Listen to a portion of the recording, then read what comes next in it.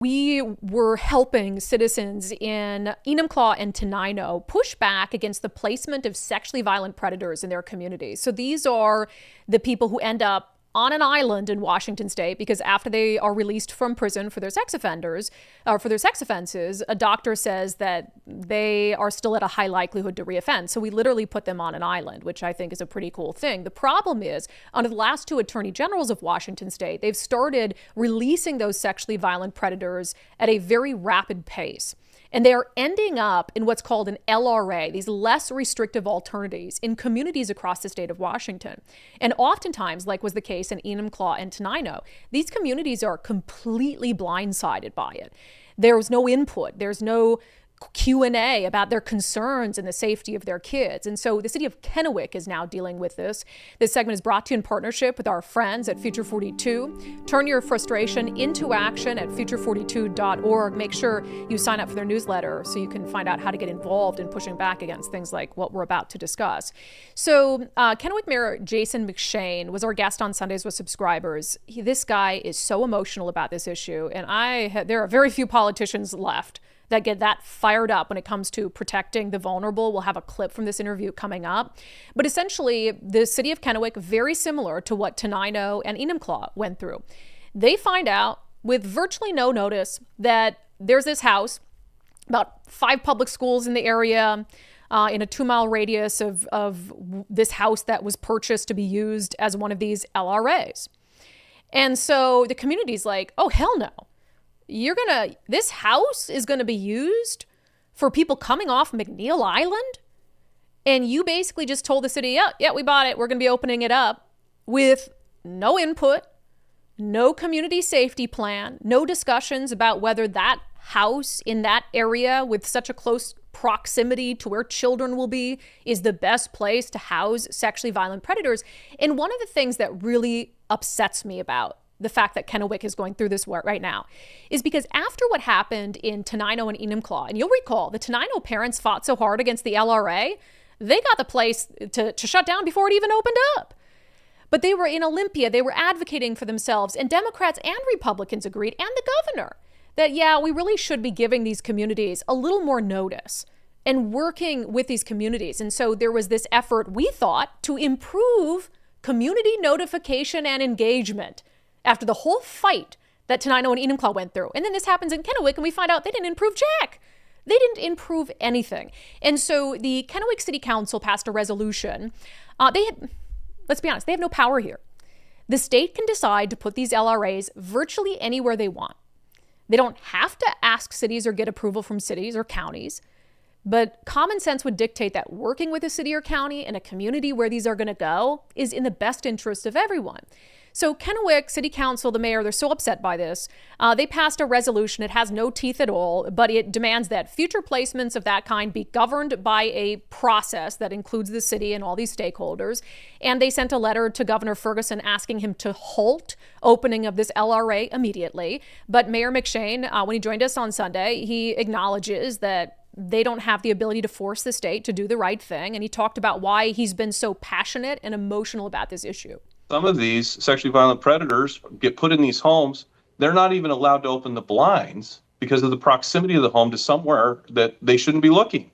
And so you're saying it's better for this person, if in fact you want rehabilitation, it's better for this person to go to some home where they can't even look out the window? That's a better situation for them than being somewhere on McNeil Island? And I'm not even talking about the total confinement center.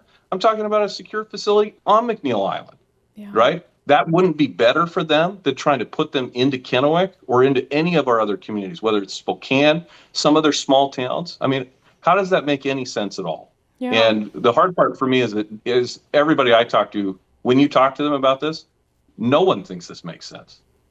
Yeah. You get, obviously, I can tell you get pretty fired up talking about it. You got emotional at the recent city council meeting talking about it. Where does that emotion come from? Like, is it personal? Is it just the stupidity of it all? What's eating away at you so much? You know, Brandy, I've thought a lot about that. I've had that question a couple of times this last couple of weeks. Yeah. And I've thought a lot about that. You know, I think part of it for me is that I grew up in a home. So I'm number 6 out of 9 kids. And I grew up in a home where we had a very strong family background. And I was taught to, excuse me. You're okay. I was always taught to look out for those that have a hard time to look out for themselves. And so I think what I struggle with when we talk about this subject is that what we're doing is we're putting the rights of some people over the rights of those that are most vulnerable in our communities. And then we're not even going to talk about it. Right. And so I think my initial emotion is this strong feelings of protection. I'm a father. I have 5 kids. Right. I have 2 little girls. I have 3 boys. And, I feel very strongly that they need to be protected. I feel strongly. I've gone out and I've shook hands and I've met the people that live on these streets. Some of them they're survivors themselves. And so instead of being worried about how they feel and about what this does to them, we're so focused on getting people out of McNeil Island for a reason I still don't understand. And so the idea first that we're putting at jeopardy those people that are most vulnerable to us, as well as putting the rights of other people above those that have survived these heinous acts, right? Just doesn't make any sense to me. And then the idea that we're not going to talk about it, I think that's where the frustration probably boils over for me. Is I don't like it when we get in these situations where things don't make any sense, but I'm just going to tell you that that's just the way it is, right? Unreal. And it doesn't make sense to anyone. Like, why are we making these communities a proving ground for whether these sexually violent predators who sometimes spent 20 years in prison for their crimes and then still weren't deemed redeemable and were put on an island? Why are we making these communities the proving ground for whether they can get out in a less restrictive setting and not molest a child? It's insane. And like he said, and then we're not going to talk about it. With all this stuff, how many times have I had this sentiment? Whether it's like the affordable housing complexes, like the apartment buildings that go in places, or there's going to be a city-sanctioned homeless camp somewhere. What is the primary problem always that pops up? People are blindsided by it.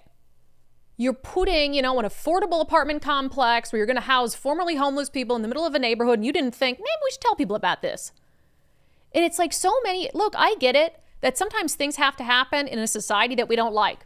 Like, we don't sentence these sex offenders to death. So at some point, they have constitutional rights. At some point, they're probably going to get out. They're going to have to go somewhere.